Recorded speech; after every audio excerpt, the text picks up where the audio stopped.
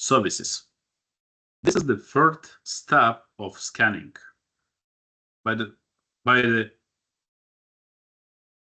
first step, we have figured out a list of live hosts. The second step is open ports on all hosts you have discovered.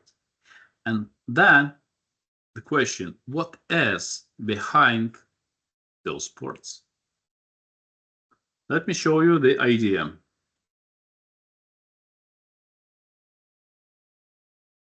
I will do it from Kali.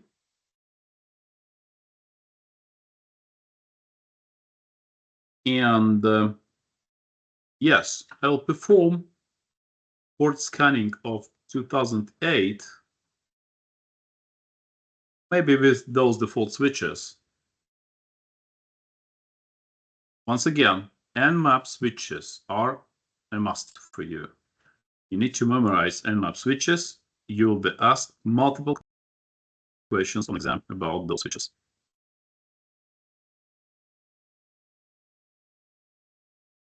Now, Nmap port link. Okay, port 123. What is this? Trying to guess. No. Nmap will try sending specifically crafted packets to figure out, this is SMTP? Oh no, this is SMB. Oh, that one is RDP, and so on. So changing ports, port numbers, may not help you in protecting your network. You will see. First, let's figure out what services are there on the main controller.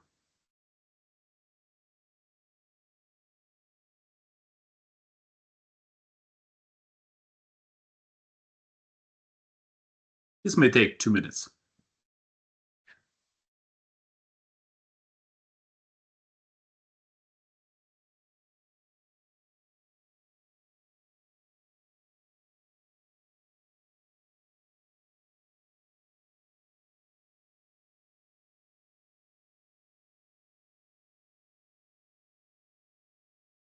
All right, so that is the output. What we see in the output, port 53. That's domain name service, DNS, and there's the specific version of it. So very high probability that this is true. So this is exactly DNS behind this port. Thank you. 88, Kerberos. Good. So Kerberos only works on domain controllers. So this looks like domain controller to me.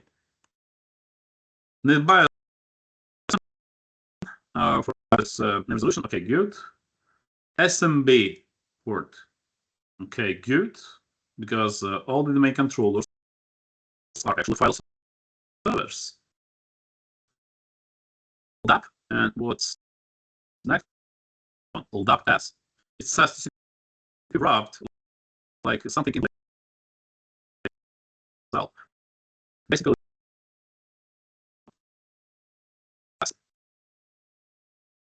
No, those numbers. What about this one? I don't remember what was that. I simply forgot. This one is not really LDAP. This is global catalog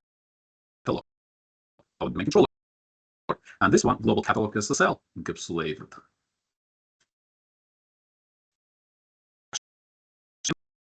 It's like question. I will use another tool for the detection of this. It says, okay, certificate. So this is something about this. What is this? That question. And the version of operating system, a little bit more configuration of SMB, SMB2. Okay. As you might see, host discovery, operating system discovery should be good. Okay. But again, Nmap hasn't tried to guess it. Nmap tries packets. and watched for reaction. How it looks like? Let me show you an example with telnet, just in case it still works. Where do I have telnet? On physical machine, do I have telnet? A second, I have installed. Oh, okay, from college. Telnet, mail NH LV25. Okay, good. Connected. One more tab.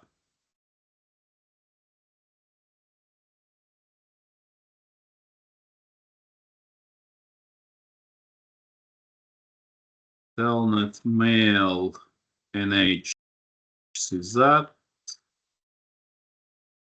25 should be something like this, and I'm failing for this. And even more, so, no, not this one.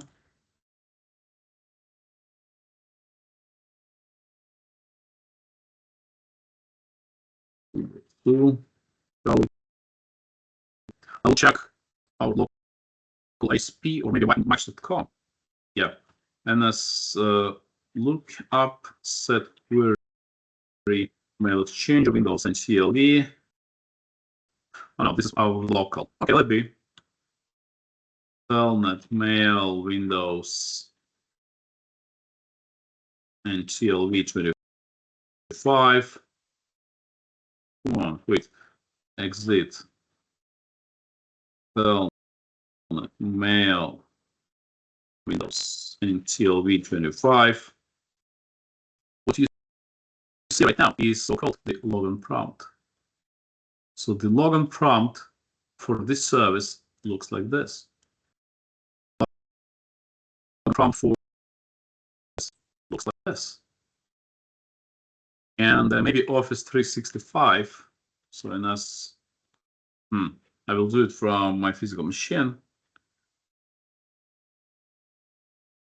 So in us, look up, set query mail exchanger Windows and CLV.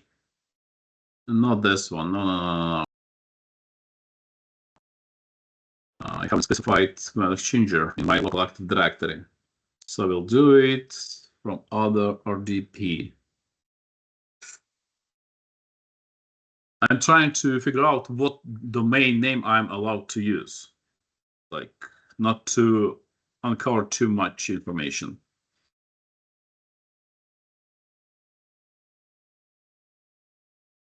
Server 1111 all clear. Yeah. So I will use this address.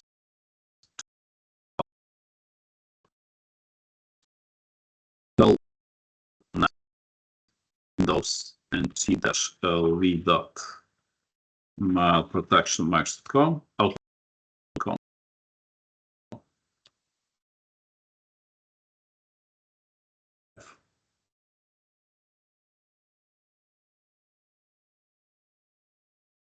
Port 25 could be blocked from my machine. That's bad. What I wanted to show you is different responses from mail service. And that's even more. If you are logged in, you may present different probes and have different reactions, such as hello. And you see 250 name, hello, and so on. Hello, this one. Hello. Let's check for reaction. Delays on purpose. Okay, mail from blah, blah, blah. It says 250, 210. Okay, good. What about this one? Hello. Mail from blah, blah, blah. And you see the reaction is totally different. So this is how probes work. So scripting engine tries different kind of normal commands, legitimate commands, and tries to produce some errors, and by trial and error, it figures out the version of the email server. So probing the port works. And if you just simply change the logon banner, this is what's called logon banner.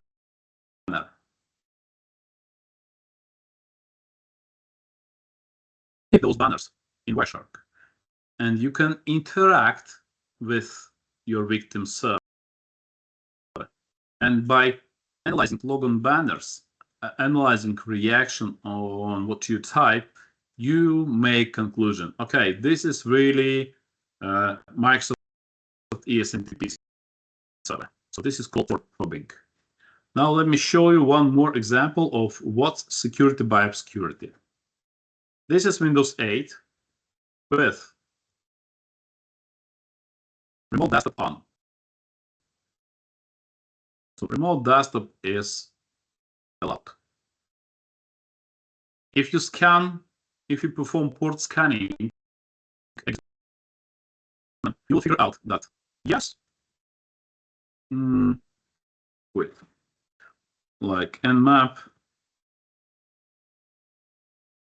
-a-o and port 3389 of the computer, this one, 8. So port probing, I can try figuring out what specific service runs on this port. Go.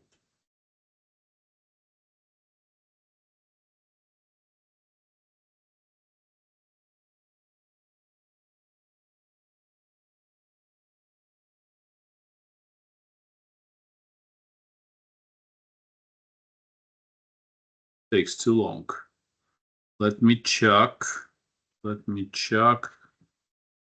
this command line. Oh, not command line, from MST 08. Yeah, it opens. So nmap probably will tell like, TCP route. Thinking about this, I will change the port. So I'm going to get it. Local machine, system, current control set, control terminal server. I'm going to win stations.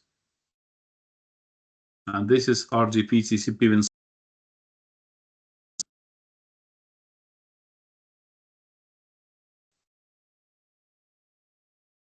A 4000. Okay. And reboot. Eventually, we have the response from Kali that something SSL amass something server. Okay, good. But I have changed the port, so I'm safe. This is not port 3389. Armor.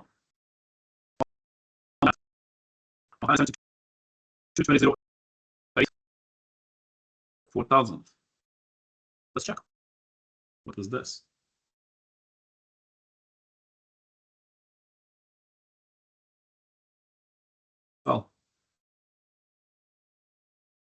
Well, I'm a little bit like, still not RDP. Not RDP, okay. Because of network level authentication.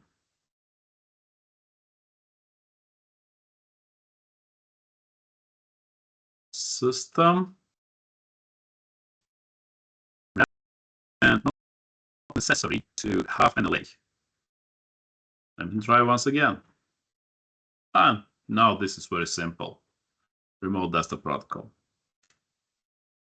So why it's called security by obscurity?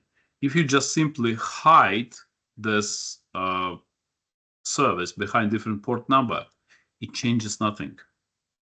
And you're attacked anyway, because attackers still are able to scan all of your ports and still able to figure out what's behind that port.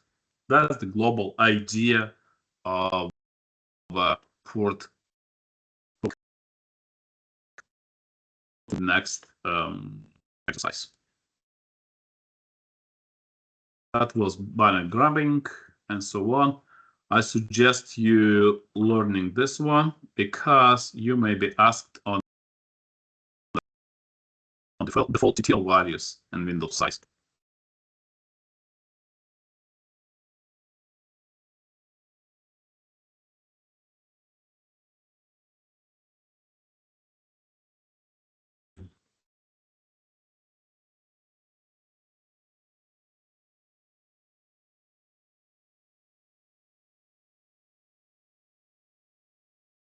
This already performed, that's why I'm skipping. Exactly this one. Okay, proxying will overcome firewall limitations. Let's give it a try. I would like everybody to perform this exercise.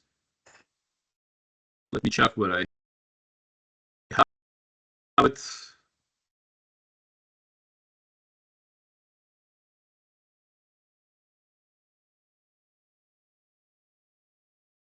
I have it here.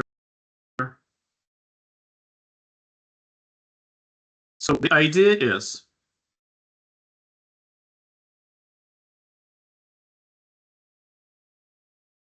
we cannot use RDP directly, like from here to this target machine. So RDP is blocked on the firewall, and you just saw it. But RDP is not allowed to DMZ network. We could utilize encapsulation of the traffic within allowed traffic. We know that web is allowed to this network. So we will encapsulate and hide our RDP traffic within web. So we will build a tunnel between two machines across router. And then we encapsulate RDP within HTTP. So HTTP will be decapsulated on proxy machine. So this is going to be proxy here. And forwarded to target machine. So that's the idea. So encapsulation within legitimate traffic. Cables, one here and one more here. We will install HTTP port on the controller. We will install HTTP host proxy server on web. This is web, by the way. And then we will forward this traffic to RDP server of 2003. We will also sniff this traffic on proxy to figure out how it looks like, encapsulated traffic. So first part is to go to web and install proxy part, HTTP host. So I'm going to Windows 2012 web, this one. I don't need anything from this. I'm going to Explorer, going to Peer Tools,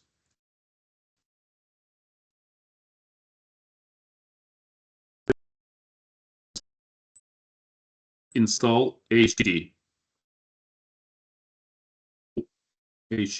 host on this machine. HTTP tunnel tools, HTTP host. So once again, I select web server. I go to Peer Tools, navigate to CH course HTTP tunnel HTTP host and run it. Well, then I need this proxy in options. I will listen on any incoming IP address on port 443 and password 123. Apply. So the question is why I have selected specifically port 443.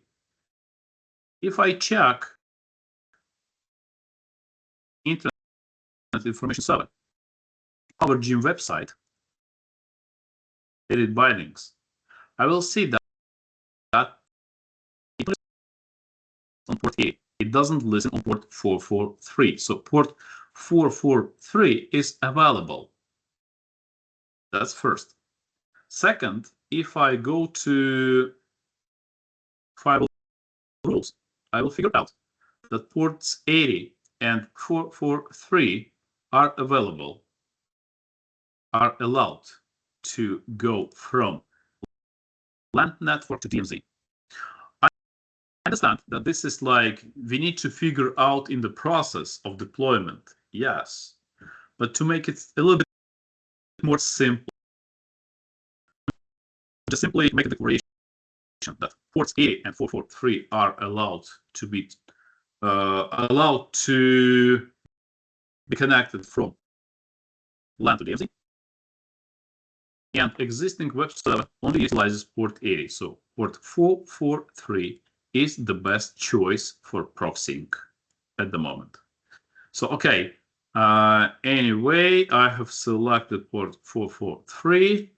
Password, I have specified password 123 and applied.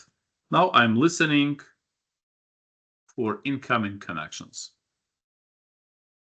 That was quite simple. Now I'm going to the main controller, which is a little bit more complicated.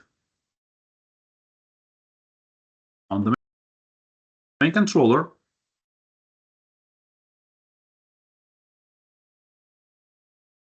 I navigate to Peter Tools,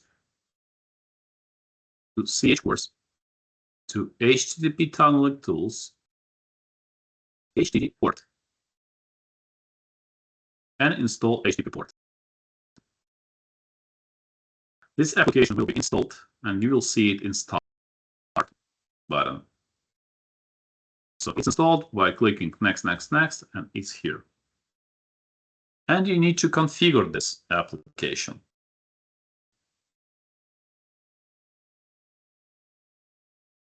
If I'm too quick, I'm ready to wait for you.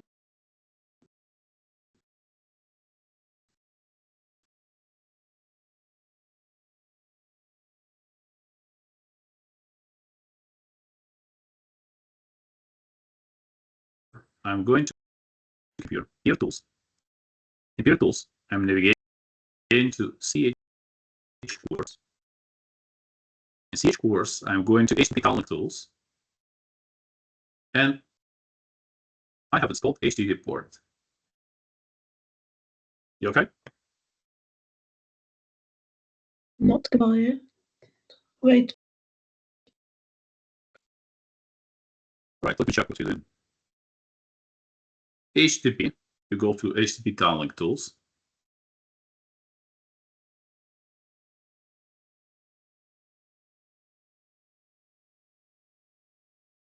That's correct, HTTP tunneling tools. And then I can't see your screen. It's my screen. I don't Yes. know. I don't know. It's here. I don't remember it. Sorry. It's here. HTTP tunneling tools. Okay. Go to HTTP port, the last one, and install it. Go. Of course, accept the agreement. Go, go, go. Finish him. Now it's in start. Okay, this is my screen. On my screen, I'm doing what? Just simply clicking next, next, next, next, next, close. And now I can configure this application. So it doesn't let you typing in. So click Start, Stop, and then it will allow you.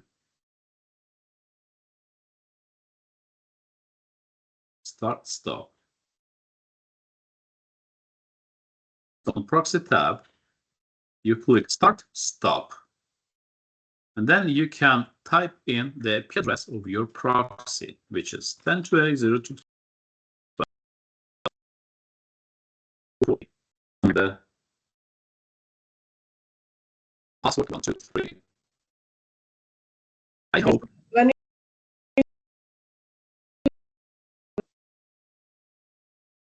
in programs you will see HTTP port. Good. Okay, and then? So in proxy, click start, stop, and then you will be able to type here. I don't see the window. I don't. Just close. That's the first launch. Proxy. Start, stop. Start, stop. Okay. Server, go to proxy again. It will allow you typing address. Address of your web server. Of proxy server. So this is the proxy server. And this is the proxy client.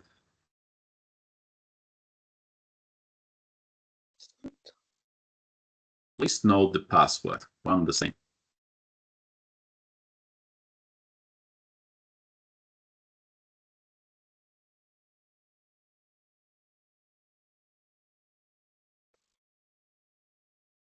Also, please note the port. Both. Port, password, port, password. You will need to connect from this machine to that machine. Peter, and So just simply type 1, 2, 3 on both sides. okay.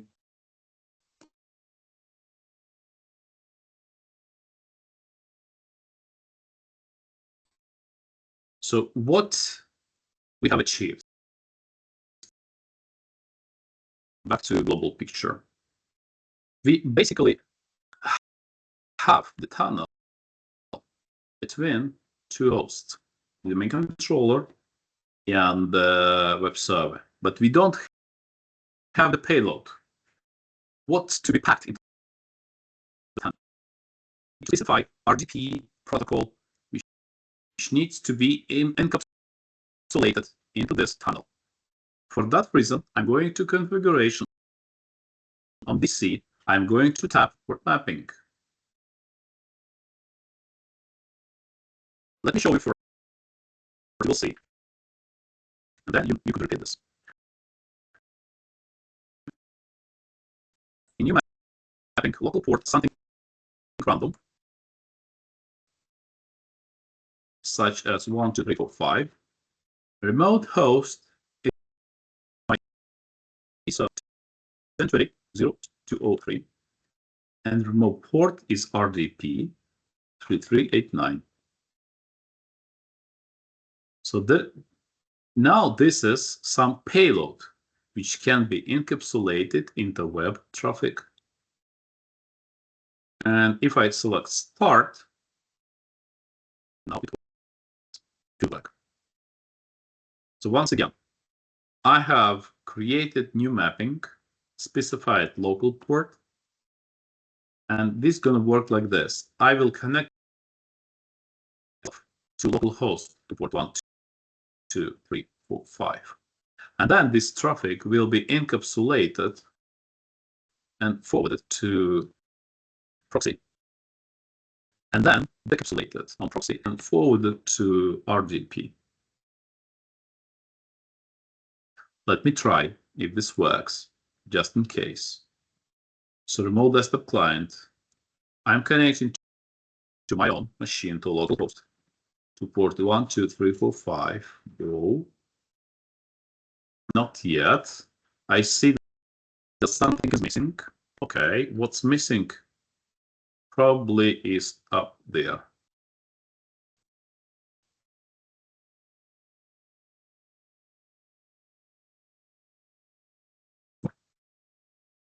Now, sometimes the software works in a little funny way. So I have duplicated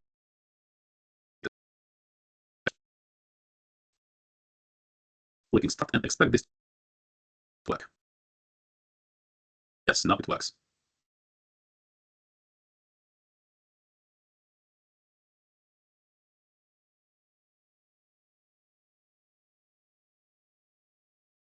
Once again, you will see. So now remote desktop session is established and opening the window for me.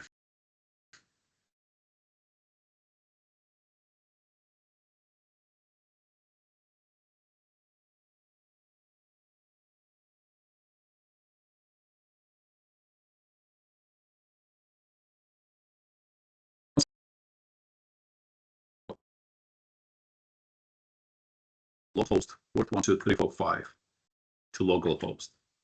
But this software is listening for this traffic because of port mapping. It's defined in port mapping. Then it encapsulates this traffic into HTTP packets and forwards to HTTP host. So now encapsulated traffic is hidden behind HTTP, and the HTTP host detects and unpacks this traffic and forwards to 2003. And HTTP port.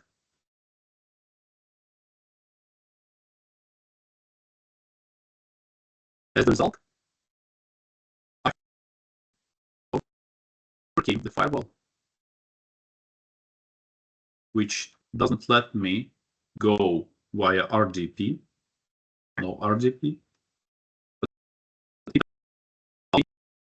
using HTTP. So HTTP is permitted, and then RDP is decapsulated in here and forwarded to 2003. And the network firewall never recognizes this. Any questions so far, please?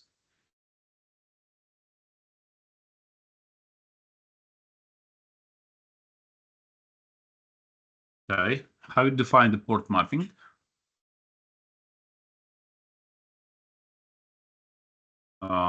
Good. So launch remote desktop client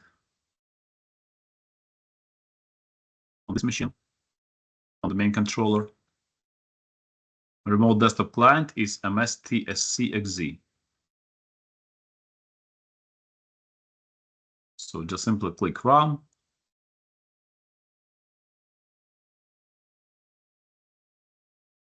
Nope. It works. Wow, I'm happy.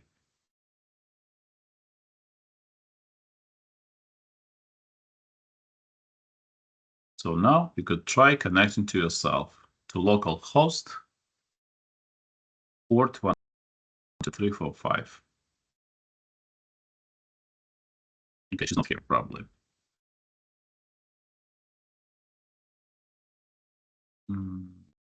Have you tried?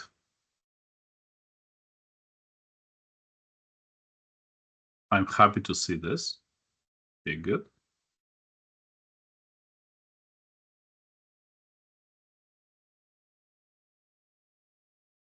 Select local port 0. Just select it and right click. Select O. Stop the proxy if it runs. For me, it's not working. For you, it's not working. Because the computer name is localhost. Localhost column 12345. You're working on the same technique with my machine. So you need to specify a host name, which is localhost. The name is localhost. Yeah, and then column 12345. Go. It works. It says configuring, offering the login prompt. Go. It totally works for you.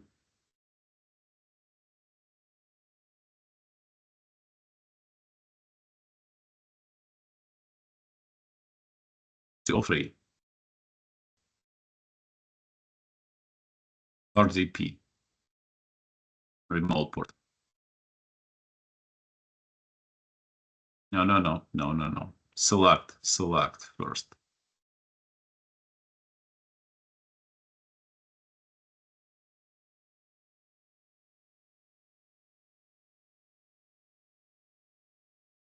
Okay. Activate proxy and run.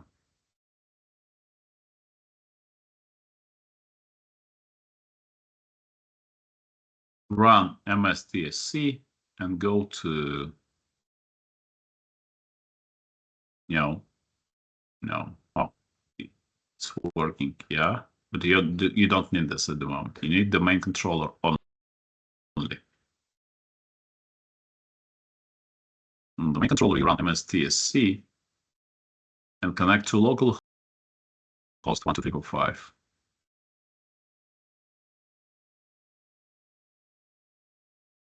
Remote desktop.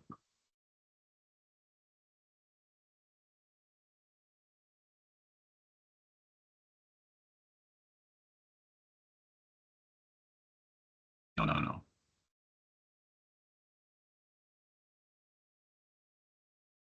Remote desktop is MSTSCXZ.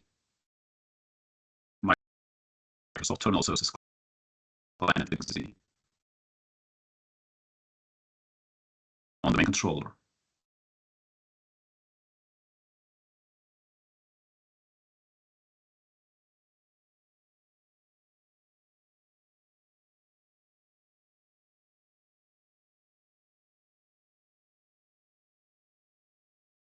Doesn't type from MSTSCXZ.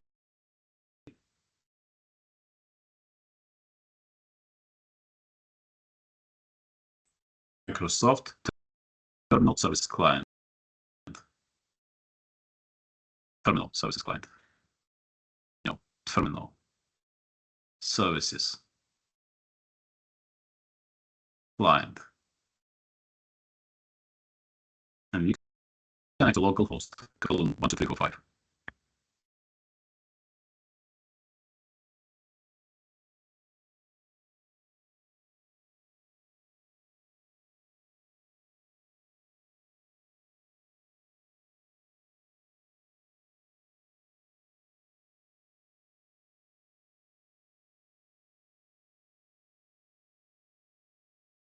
I'm not controlling. Oh, says I'm controlling. Column is necessary.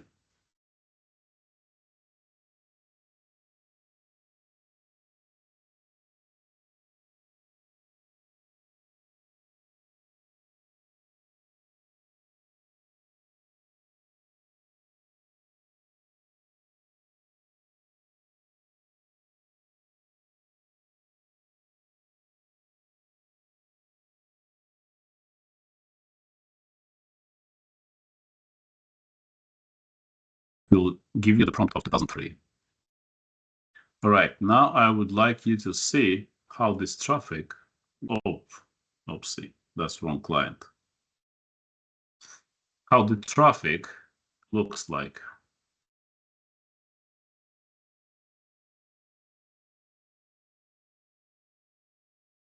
My screen, okay, good. On 2012, so on server 2012, I run Wireshark.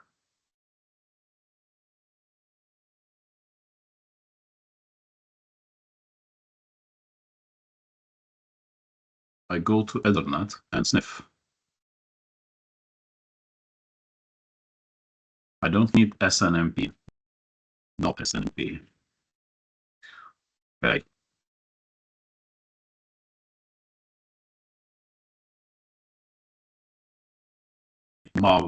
Move the mouse or something. Oh, yeah, connect. Well, that's enough. The connection works. Enough. So as you might see, from here 2008, there is incoming connection. So this SSLs, it's not SSL.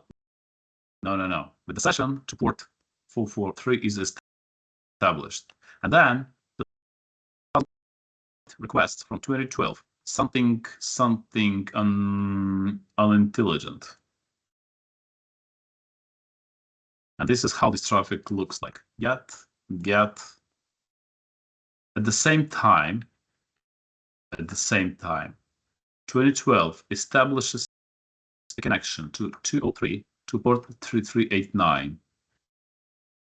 So incoming traffic encapsulated in the HTTP is decrypted and forwarded to 2003. Then you can scroll down, you will see all the exchange, you will see that this HTTP is totally random. And what's inside this one is encrypted, encapsulated RDP traffic. Of course, you cannot see that this is RDP, something encapsulated in here, and so on. But the traffic from 2012 to 203 is very standard one, RDP. This is it with this exercise. So that was an example how to overcome firewall limitations.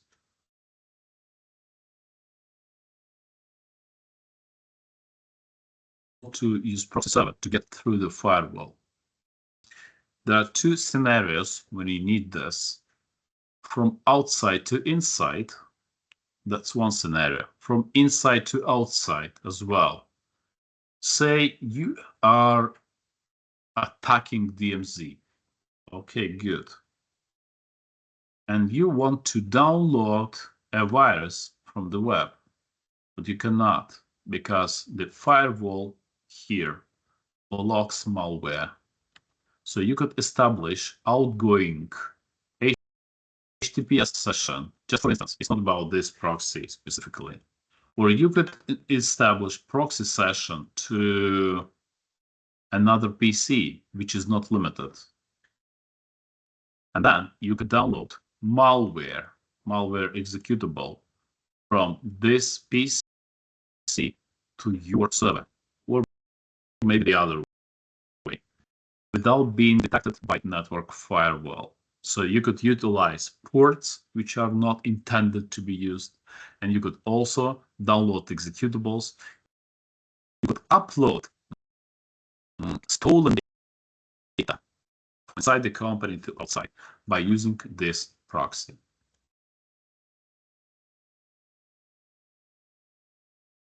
Scanning countermeasures. Let me check if I discussed everything. Basically, yes, basically everything. Countermeasures. What I see from here, this is like maybe this one is good. You need to have some IDS system. Talking about snort, you may have few questions about snort on exam, about snort switches. So you also have the exercise in your labs with snort. My suggestion is to take this exercise and learn a little bit about switches. This one is good question. Like, shall we pass all the ICMP traffic? Shall we support all the ICMP traffic within the enterprise? I saw it in real life, like paranoid admin. Disable blocks just simply all the ICMP. As a result, we are unable to troubleshoot the connections. But also something could be delivered via ICMP, not much. Maybe this one, good idea, to limit traffic.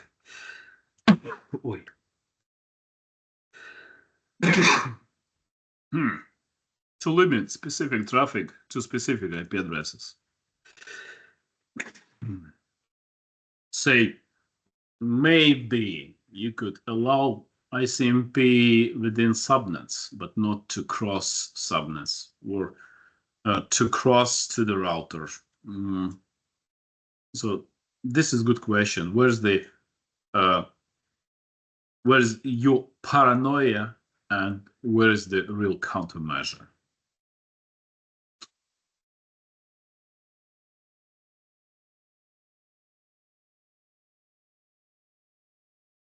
this could be a good idea to scan time to time your ports. I will describe you the business case.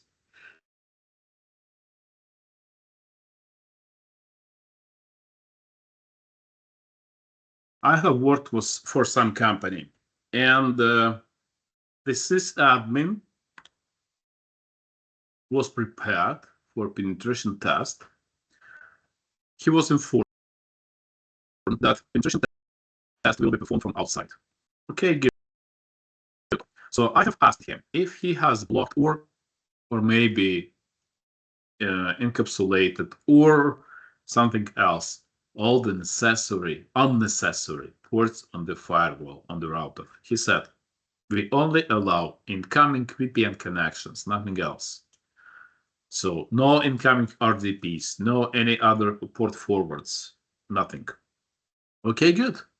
Let's see.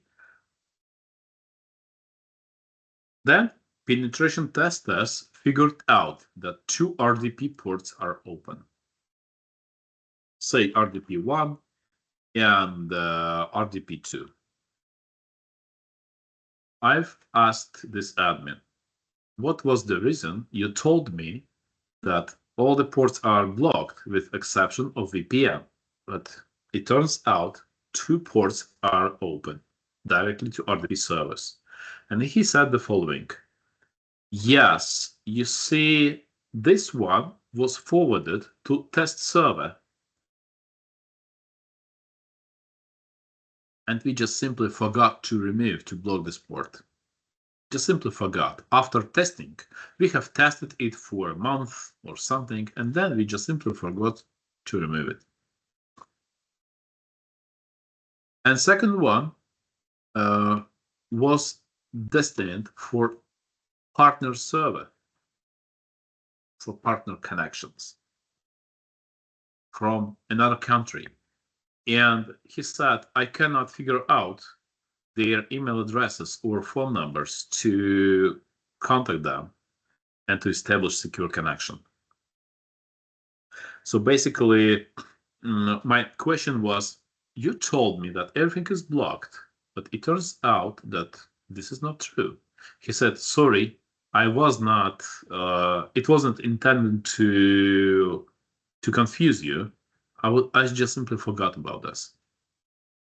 So that's why it's a good idea to test or scanning time to time to figure out what actually is exposed to the web from your company.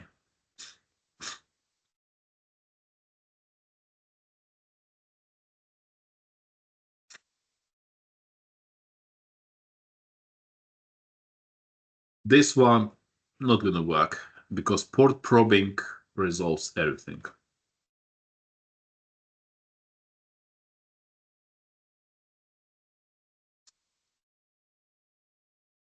This is a good idea against IP spoofing. If somebody spoofs the source or destination IP addresses, traffic encryption could prevent attacker from attacks. Talking about multiple firewalls, it's not about like install 3 firewalls on your single PC. No, it's totally different. Let me draw the diagram. Say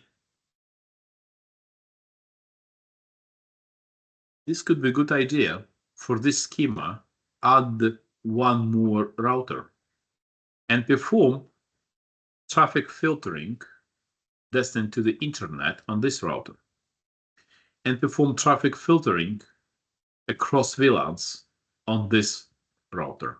So separate roles, separate performance, separate security rules. In company I was working for, the schema looked like this.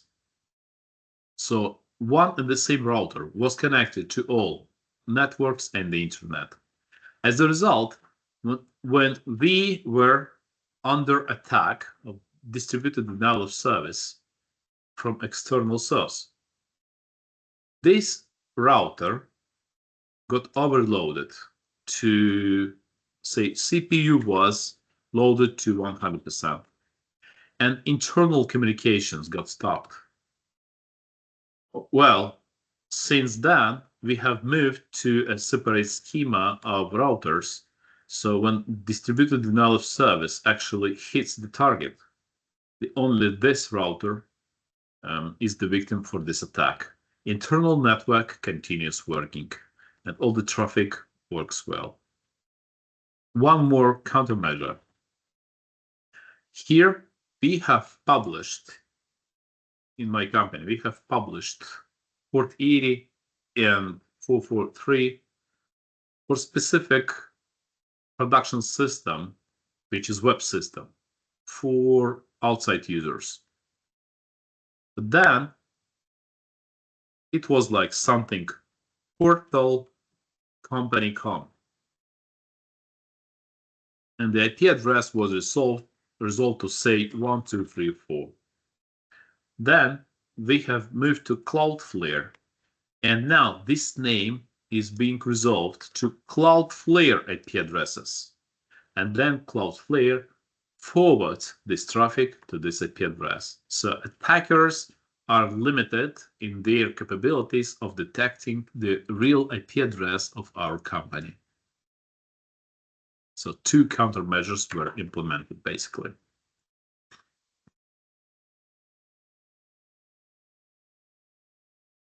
This is a good idea. In many companies, I saw it, like IP address authenticates some device or user. Say, if you connect from the IP address of 192, 168, say 12, so this stands for cache machine 123, or this stands for user.loser. This is a bad idea to identify users or devices by IP addresses. This is a very bad idea. This one. Yeah, let me show you an idea. You not only should limit incoming traffic, but also outgoing traffic. If you check the firewall on Winbox, you will see that all the directions are discussed. Like RDP this way is allowed for some IP addresses. RDP the other way is also described in the firewall. And all other traffic is blocked, totally blocked. So undescribed traffic should be blocked. What else? Say HTTP. If you go to, say, for example, this configuration of the firewall, you see that not only you should configure source and destination IP addresses, you could also specify interfaces. If your router connects multiple interfaces, it's a good idea to specify like 172.20 from interface CEHv13 connects to 10.20 something, and outgoing interface CEHdmz. Then spoofing IP addresses could be very limited. So you cannot generate IP addresses. Working in this LAN, you cannot spoof IP addresses from another LAN.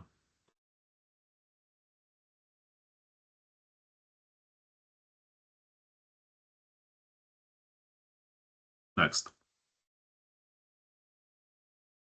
Next module is enumeration, and I see we're 10 minutes to the end of the story. If you have questions, we can discuss some questions before beginning new module. Is there an efficient way to scan UDP ports? Nmap. Check switches for Nmap. It seems really slow, and usually it marks ports as open or filtered, and it's difficult to really read anything from that. Good question. I have no other ideas. unfortunately. And in general, a lot of scanning may take weeks. Footprinting may take months. When I have scanned my networks, it took days, just simply days. In many cases, I just simply drop targets which are too hard. Like, okay, this system is protected, go away. I will select another target. But in my case, I was like black hat, so I have attacked random targets in chats, not like specific target. There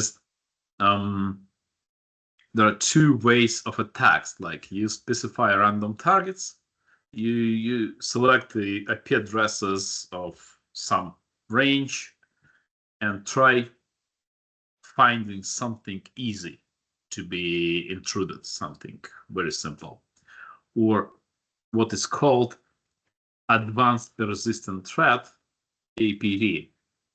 When you are serious about some specific target, specific one, and you will do everything, such as you will find physical ways to get into the company, networks, people, everything. You will try all possible attack vectors. So this could be APT. I mostly worked against random targets. Yeah. Maybe more questions.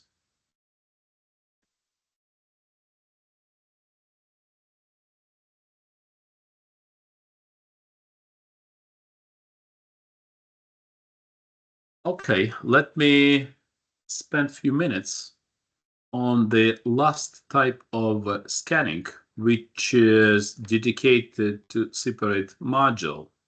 But we will not perform this module completely. I will show you an example of vulnerability scanning. So once again, when we perform scanning, it's about host discovery, then port discovery, then service discovery, and then vulnerability discovery.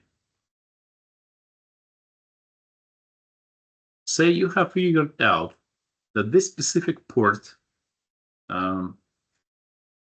presents some connection to email server. Let me show you how to search information on vulnerabilities. There are different websites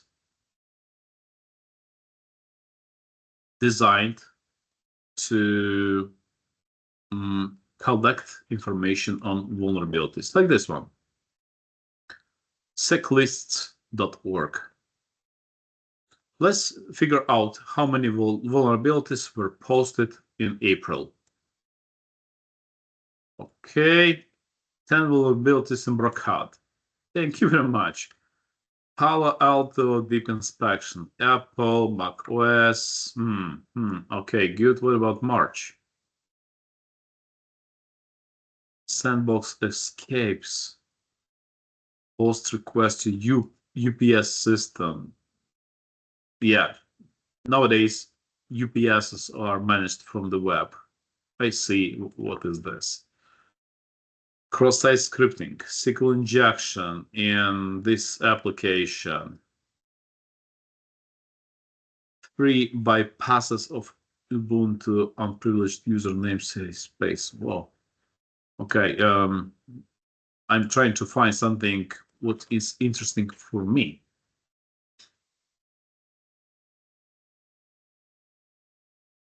Maybe this one. Maybe this one. Let me search by manufacturer. Vim.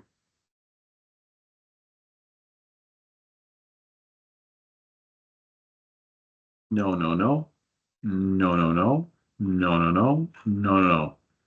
Not something I'm looking for. Okay.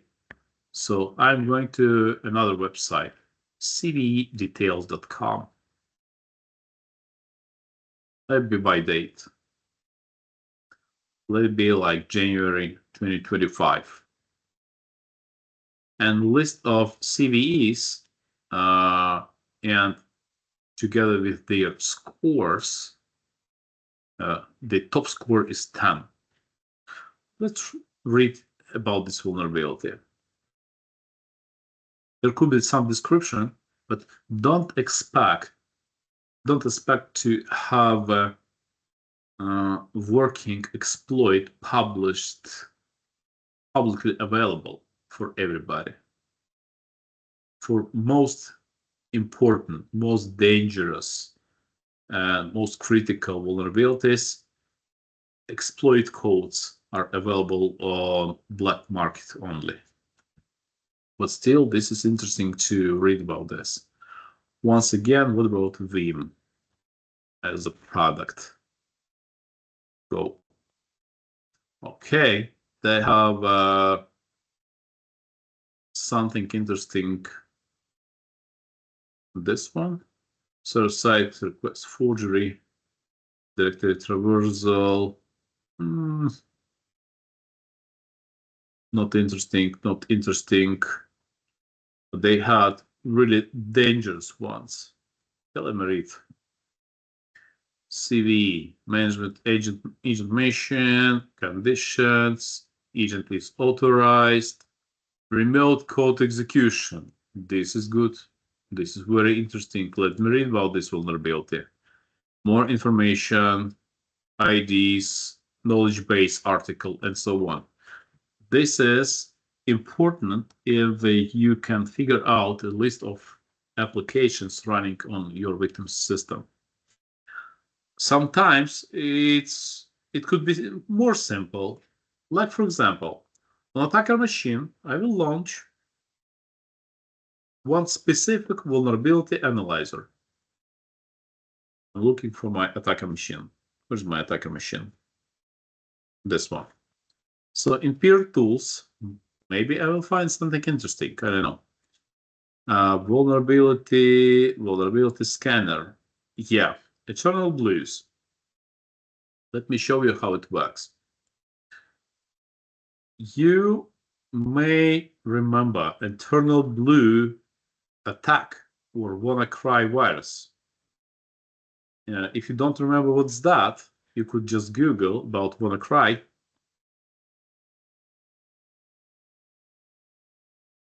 And maybe now you could remember what was that. That was the encryption virus infected a lot of business systems, let's say that. So let me check if some computer in my virtual network has WannaCry vulnerability. So I will select the corresponding subnet. I just simply know that 2008 has this vulnerability. So that's why I will limit my search from this one to that one. Scan. As you might see, it states that, yeah, this machine is vulnerable to Eternal Blue security hole. So, okay, this is good information. On Thursday or maybe Wednesday, we will compile this exploit in Metasploit. But this is an example of vulnerability scanner in action.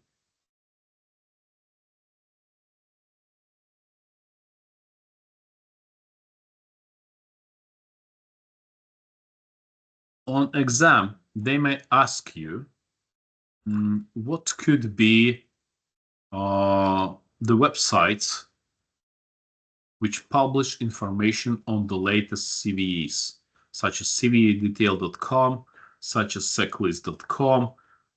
Let me recommend one more site, NIST CVE search.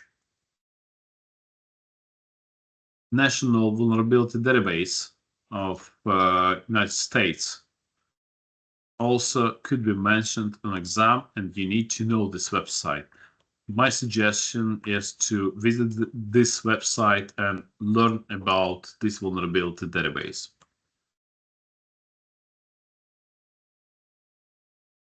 Basically, that's it for today. Any questions so far, please? And in the exam, there will be questions ABCD or writable. ABCD. Mm. You will see examples of questions on Friday. Okay.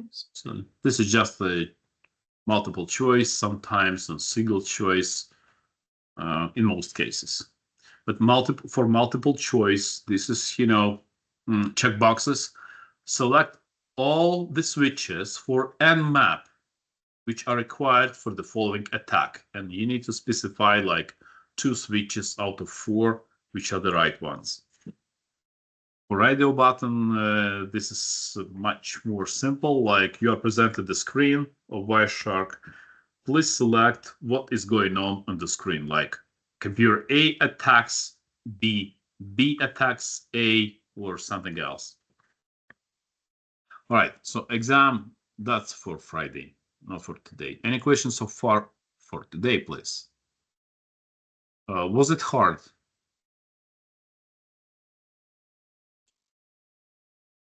No. I will leave those my computers running, so you could still use them during the week, anytime.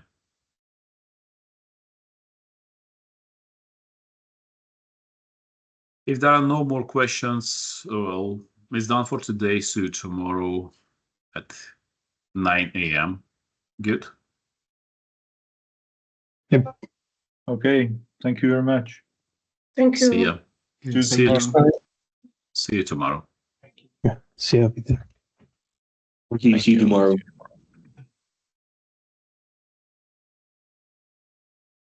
Thanks, Peter. See you tomorrow. Bye-bye. See ya.